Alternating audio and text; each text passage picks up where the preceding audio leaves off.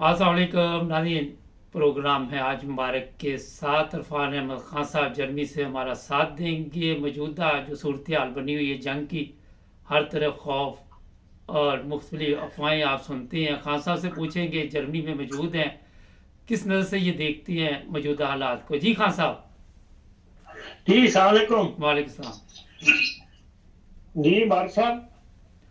मैंने कहा क्या देख रही हैं? बड़ा खौफ है आजकल के, जो जंग शुरू होने वाली है, घरों में सामान डाल लें 3-3 माह का। जर्मनी में क्या हालात हैं? देखें जर्मनी में वही हालात है जो दुनिया महसूस कर रही है।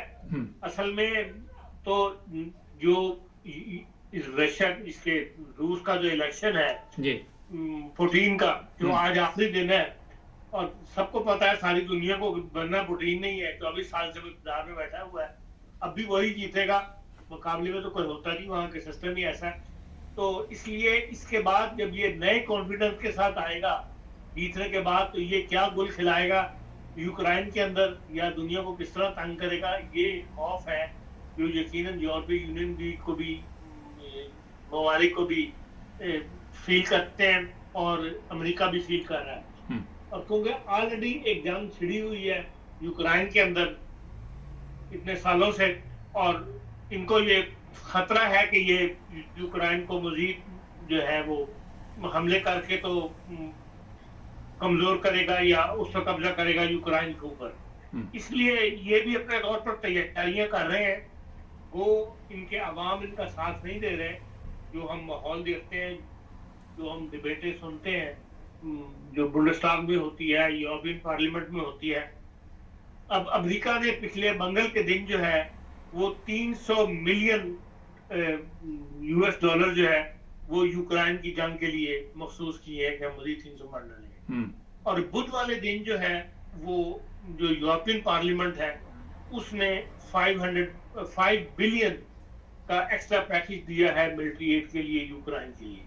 अब 300 मिलियन वो है, 5 बिलियन ये है। ये इस किस्म के जो ऊपर नीचे वाकयात हो रहे हैं। तो तीसरा वाकया ये हुआ है कि जुमे के दिन फ्रांस, जर्मनी का चांसलर और पोलैंड का सदर है, ये आपस में मिले हैं। तीनों ने इकट्ठी मीटिंग की है वाइमर के अंदर, और जंग से मुताल्लिक जो यूक्रेन की जंग में मजीद क्या मदद ये कर सके।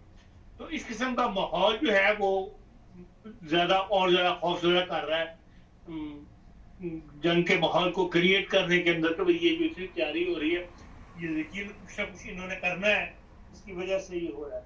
ये 3 मामलात ऐसे हैं जिनकी वजह से ज्यादा एक खौफ की फिजा पैदा होती है। देखिए अब तक जो यूरोपीय यूनियन है वो 6.1 बिलियन की मिलिट्री एड जो है वो दे चुका है रशिया को, इसको यूक्रेन को जी, रशियन जंग के लिए। बात यह है कि ये सारा जो कुछ दिया जा रहा है, कह रहा है, इसमें अभी तक सिर्फ यूरोपीय यूनियन के अंदर भी जो हम हालात देखते हैं, जो तकरीर सुनते हैं, उसके अंदर सिर्फ फ्रांस, जर्मनी और पोलैंड ही इंटरेस्ट ले रहे हैं। बाकी यूरोपियन कंट्री इसमें इंटरेस्ट नहीं ले रहे, उन्हें कोई इसमें दिलचस्पी नजर नहीं आती। और उसकी वजह यह है कि ये तीनों ममालिक वो हैं जो असला बनाते हैं, जिनका असला बिक रहा है जी, यूक्रेन की जंग के अंदर इस्तेमाल हो रहा है। तो इनकी अपनी प्रोडक्शन सब उसकी जो है ये असला साज फैक्ट्रियों की वो बढ़ रही है। इससे जाहिर है इनके इक़्तिसादी फायदा इनके इन्वॉल्व है, जिसकी वजह से अब ये इसमें ऐसे लगता है जैसे जंग गुजारी रखना चाहते हैं कि कम से कम चलो हमारा असला तो बिक रहा है कि नहीं बिक रहा। अभी पिछले हफ्ते ही बुंडस्टाग में जो डिबेट हो रही थी, जो क्रो मिसाइल्स हैं इसके जर्मनी के, वो कहा जा रहा है कि वो दे दिए जाएं यूक्रेन को, ताकि अगर रशिया हमला करता है तो रशिया का मुकाबला किया जा सके। अब ये एक स्पेशल किस्म क्रो मिसाइल है जो या तो अमेरिका के पास है या फिर जर्मनी के पास है। अब इसकी 5 मीटर लॉन्ग है, 1.4 टन इसका वजन है, और 1170 किलोमीटर की रफ्तार से ये जाता है, और 500 किलोमीटर इसकी रेंज है इसकी। उसमें 4 नेविगेशन सिस्टम लगे हुए हैं, जिसे कहते हैं कि ये 100% में टारगेट को जाके मारता है। अब जर्मनी के पास ये 600 मिसाइल है, और इसके ऊपर पिछले हफ्ते बुंडस्टाग में बहस हो रही थी कि इसमें से कितने मिसाइल हम दे सकते हैं। कोई कहते हैं 150 दे दो, कभी कहते हैं 300 दे दे, तो 1 मिलियन यूरो इसकी वो है। अगर ये 600 मिलियन दे दे, 600 मिलियन जर्मनी इसी के ऊपर कमा लेगा। अब यूक्रेन के पास तो पैसे नहीं है ना, इन्होंने भी इसी से ये फंड यूरोपीय यूनियन या अमेरिका ने मिलकर कायम किया हुआ, इसी में से इन्होंने ये 600 मिलियन जो ले लेंगे। तो इनका इंटरेस्ट फ्रांस, जर्मनी और पोलैंड का ये भी है कि भाई ये टूटान के अंदर इनका बहुत ज्यादा असला साज फैक्ट्रियां चल रही हैं और इनका असला जो है वो बिखरा है। इसलिए बज़ाहिर जो हम देखते हैं दुनिया के हालात में, उसमें मुझे अभी तो कोई ऐसी जंग के आसार नजर नहीं आते। एक तो ये है कि रशिया के अंदर अभी इलेक्शन हुआ है, फिर यह कि जो अमेरिका है उसका इलेक्शन जून के बाद वहां पे इंतखाबी मुहिम शुरू हो जाएगी, कैंडिडेट खड़े होने शुरू हो जाएंगे, कैंडिडेट फिर अपने निकल जाते हैं पैसे इकट्ठे करने के लिए। तो एक 1.5 साल जो है ये अभी अमेरिका के जो कहना चाहिए इलेक्शन है उस तक जंग देखता मैं नजर नहीं आती। और फिर उसके बाद हालात ये बताते हैं कि जो बाइडेन साहब हार जाएंगे और अगर ट्रंप आ गया तो फिर मुमकिन है कि ट्रंप की पॉलिसी बिल्कुल और उससे मुख्तलिफ हो और ये इसमें यूक्रेन की जंग में इतना इंटरेस्ट ना ले, इस किस्म का वो बयान देता है। तो फिर इस दौरान यूरोप के अंदर भी बात इलेक्शन जो है वो आ रहे हैं, जिनके अंदर राइटिस्ट पार्टियां जो है वो ज्यादा तादाद में नजर आते हैं, वो जीतें। तो हो सकता है कि हालात पलटा खा जाए, लेकिन अभी जो खौफ के हालात पैदा हो रहे हैं वो सिर्फ इसी वजह से कि ये हर जगह बहस हो रही है, असम्बलियों के अंदर, अमेरिका में भी, यूरोपीय यूनियन में भी, जर्मनी के अंदर भी, फ्रांस के अंदर भी। असल मसला, उसका मकसद अपना पीछा असला बेचना है और ऐसे ऐसे पैकेज निकाले जा रहे हैं जो रशिया को दिए, जिसको यूक्रेन के दिए जाएंगे और साथ ही अपना असला भी दिया जाएगा, जिसके अंदर वो अब जो 50 बिलियन का नॉन मिलिट्री एड पैकेज जो मंजूर किया हुआ है यूरोपीय यूनियन ने, उसका फायदा भी ज्यादा फ्रांस और जर्मनी को ही पहुंच रहा है। इससे जो इमारतें तबाह हुई है वो दोबारा तामीर की जा रही है। पानी का सिस्टम जो है वो पूरे यूक्रेन का डिस्टर्ब हुआ है, उसको बहाल किया जा रहा है, उसके लिए नए प्लांट्स वगैरह लग रहे हैं। इसकी तफसील डिस्कशन में आती है जब बुंडसटाग में तकरीरें वगैरह होती हैं। अब ये 50 बिलियन का जो है कोई छोटी रकम नहीं है, ये गो है 2027 तक के लिए मंजूर किया, लेकिन इससे उन्होंने रीबिल्ड करना है यूक्रेन को। अब यूक्रेन को रीबिल्ड करने के अंदर यही दो बड़े मुल्क हैं जिनके पास टेक्नोलॉजी है, जिनके पास स्टाफ है, जिनके पास दिमाग है, जर्मनी है, फ्रांस है। तो इन्होंने ये 50 बिलियन भी इनको वापस मिल जाना है। तो इसी तरीके से, इसलिए ये एक वजह है। तो ये नजर यही आता है कि भाई ये एक चाहते ही है कि भाई ये एक माहौल में ये चीज कायम रहे और उसके थ्रू ये जो है अपनी इकोनॉमी को बेहतर करते रहे। खान साहब, ये तो आपने यूरोप की साइड पे बताया, मगर रूस भी तो जंग लड़ रहा है, अब उसके पास भी इतनी ताकत नहीं रही, तो आखिर पे वो क्या करेगा अगर ये जीत जाता है? और देखें, रूस के पास बड़ी ताकत है, रूस के पास देखें, रूस किसी के लिए जवाब दे नहीं है। यूरोपीय यूनियन की तमाम हुकूमतें अपने आवाम के लिए जवाबदेह हैं। जरा सा ऊंच नीच हो जाए अगले इलेक्शन हार जाते हैं।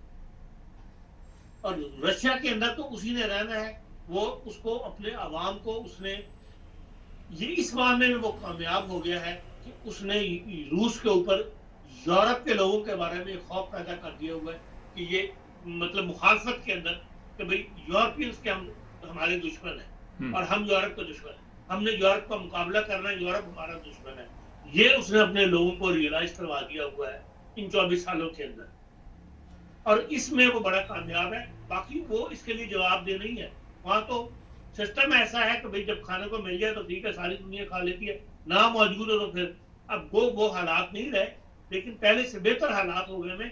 लेकिन उस तरह वो जवाबदेह नहीं है कि जहां उसको ये खौफ हो कि मैंने अवाम को लाजमी अपने साथ राजी रखना है। वो अवाम को राजी रखे हुए है यूरोप और अमेरिका की दुश्मनी के नाम के ऊपर। यहाँ की हुकूमत जवाबदेह है। अच्छा, ये दोनों में बहुत बड़ा फर्क है, इसलिए वो इनको कमजोर कर रहा है। उसकी पॉलिसी ये है कि भाई इनको ज्यादा से ज्यादा यूरोपीय यूनियन को जो उनके सर पे बैठे हुए हैं उनको ज्यादा से ज्यादा कमजोर करे।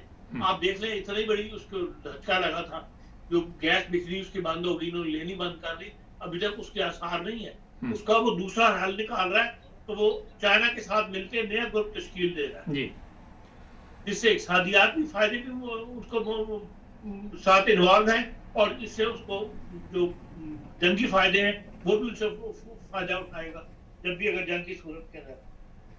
खान साहब, ये 3 मुल्कों का नाम लिया आपने, पोलैंड, जर्मनी, फ्रांस, मगर बार बार इंग्लैंड को भी धमकियां मिलती है। और आपको पता है कि कई दफा ये इंग्लैंड की धमकी की वजह यह है कि इंग्लैंड जो है अमेरिका का साथ देता है। उससे जो अमेरिका ने कहना है उसने वो करना है।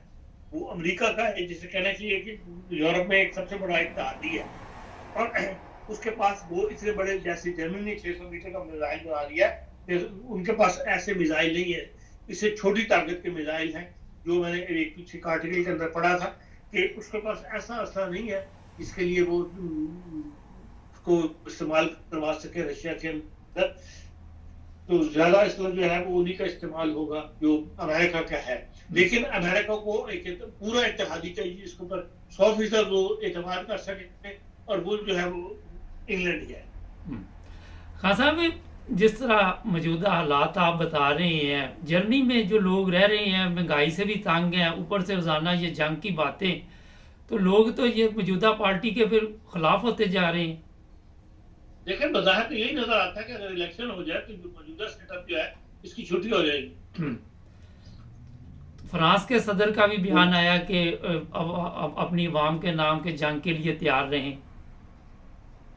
कहाँ के सदर का? फ्रांस का सदर। हाँ जी। इसलिए कि भाई आपको बताया कि जो माहौल बन रहा है इनको खतरा है रूस से, कि ये रशिया जो है एक नए कॉन्फिडेंस के साथ जब 6 साल मजीद के लिए सदर बनेगा ये पुतिन, तो ये क्या कदम उठाता है, इससे ये डरे हुए हैं। अच्छा, इसलिए ये तैयारी पूरी कर रहे हैं जी। आखिर में ये बताइए कि इससे दिन ब दिन महंगाई में इजाफा हो रहा है और आवाम के मसाइल बढ़ते जा रहे हैं। यहाँ इंग्लैंड में भी कीमतें आसमान पे चली गई हैं, मकानों के किराए चले गए, यूटिलिटी बिल चले गए, हर चीज़ की प्राइस बढ़ती जा रही है। जर्मनी में भी इसी तरह के हालात है। तो अवाम कितनी देर ये सब्र के साथ इन चीज़ों को बर्दाश्त करेगी? देखिए, जो महंगाई दुनिया में हुई भी है उसमें बहुत बड़ा फैक्टर है ये इस जंग का भी है। जो यूक्रेन की जंग है इसकी वजह से भी दुनिया में बहुत ज्यादा महंगाई जो है बढ़ी। सारे सिस्टम इनके जो इंपोर्ट वगैरह थी वो बंद हो गई। बस जो आटा या खाने पीने के जो तेल वगैरह जो यूक्रेन से आता था वो भी वहां से महंगा हुआ। इसलिए अवाम तो जंग नहीं चाहते। यूरोप के अवाम जो है, अब यही है कि अगर अवाम उठ खड़े हुए तो फिर हुकूमत को लाजमी इन लोगों को अपनी पॉलिसियां बदलनी पड़ेंगी और अवाम की बात को सुनना पड़ेगा। लेकिन जो मैदान इस वक्त सर उठा चुकी है इसको बहरहाल हुकूमत कंट्रोल तो कर रही, कोशिश तो कर रही है, नई पॉलिसीज वगैरह ला रहे हैं, लेकिन उसके लिए इतना पैसा चाहिए इनको। अगर ये पैसा जंग में झोंक देंगे तो फिर इनके पास मुल्क के अवाम को देने के लिए पैसा नहीं है। इसीलिए अभी तक ये बात पास नहीं हो सकी जर्मन एम्बेसी के जर्मन बुंडसटाग में कि जी हाँ हम इनको मिसाइल दें या ना दें। इसमें यही रुकावटें हैं कि खुद चांसलर के जो पार्टी है SPD उनके लोगों ने भी इसकी मुखालफत किया है मिसाइल देने की, कि भाई ये पैसा जो वहाँ इनके ऊपर खर्च होगा इससे बेहतर है कि अपने मुल्क के हालात को बेहतर किया जाए। इसलिए बहरहाल जर्मनी यहाँ की यूरोप के अवाम कर दिया तो सियासी माहौल इसी किस्म का है कि एक हद तक बर्दाश्त करते हैं। अगर ना बात हाथ से हुकूमतें इनकी बात सुने तो फिर ये लाखों की तादाद में सड़कों पर निकल आते हैं। और अगर ये हालात रहे ऐसे ही तो फिर यकीनन आप देखेंगे यूरोप के अंदर एक रद्द-ए-अमल अवाम का रद्द-ए-अमल जो है वो सामने आएगा सड़कों के ऊपर। जी खान साहब, एक तरफ इतना खर्चा मर्चा कर रहे हैं, मिसाइल दे रहे हैं, ये दे रहे वो दे रहे, दूसरी तरफ ये मिलियन के हिसाब से जो यूक्रेन के लोग आए हुए हैं जर्मनी में, यूरोप में, इंग्लैंड में, इनके अखराजात भी तो बर्दाश्त किए जा रहे हैं ना। जाहिर है कि जो मुल्क के अंदर आ गया हुआ है, साइलम ले हुआ है, अगर आपने जेनेवा कन्वेंशन पे साइन किया तो उनको फिर रखना तो पड़ता है। लेकिन यहाँ शॉर्टेज इतनी ज्यादा है कि आप हर फील्ड के अंदर इन्हें परेशानी शुरू हो गई है और लोग लेना इनकी मजबूरी बन गया है। अब कीनिया के साथ जर्मनी जैसा मुल्क जो है कीनिया के साथ मुआहदा किया है कि बसों के ड्राइवर जो है वो कीनिया से आएंगे, उनको बकायदा भर्ती किया जा रहा है वहां पे कीनिया के अंदर, ये सिस्टम बनाया जाएगा। अभी 2 दिन हुआ मुआहदा हुआ जर्मनी का उनका कीनिया का, तो बसों के ड्राइवर सारे वहां से ले रहे। तो बहरहाल जो शॉर्टेज है उसको भी पूरा करने के लिए ताकि कम से कम रन तो करती रहे इंडस्ट्री, जो सिस्टम तो फेल ना हो, सिस्टम को फेल से बचाने के लिए तो वो इस किस्म के मुआवजे उनको करने पड़ रहे हैं। उनको बाहर कोई जो आएंगे उनको देना भी पड़ेगा आपको। बहुत शुक्रिया खान साहब आपका, थैंक यू। नाज़रीन, जंग जंग जंग, हर तरफ इस तरह की खबरें, और लोगों में इतना खौफ है कि कई जगह पे तो मैंने देखा 2-2 3-3 माह का राशन घरों में डाला जा रहा है। अगर ऐसे हालात हो गए तो कम से कम चलो 2-3 माह तो निकल जाएंगे, मगर मेरा ख्याल है जब जंग होती है तो जिन्होंने राशन डाला होता है उनसे भी छीन के ले जाते हैं। आजकल आपने देखा फ़लस्तीन में जो कुछ हो रहा है, किस तरह वो बेचारे लोग, मैं देख रहा था एक वीडियो, ज़मीन पर कुछ खाने पीने की चीज़ें गिरी हुई थी तो वो इकट्ठी कर रहे थे। तो मेरा ख्याल है कि पुरअमन तरीके के साथ तमाम मसाइल का हल बड़ी बड़ी जो गवर्नमेंट के लोग हैं उनको ढूंढना चाहिए। हमारे चैनल को सब्सक्राइब करें, यूट्यूब पर भी आप हमें देख रहे हैं, टिकटॉक पर लाइव देख रहे हैं। मिलेंगे नए प्रोग्राम में, अपना ख्याल रखें, अल्लाह हाफ़िज़।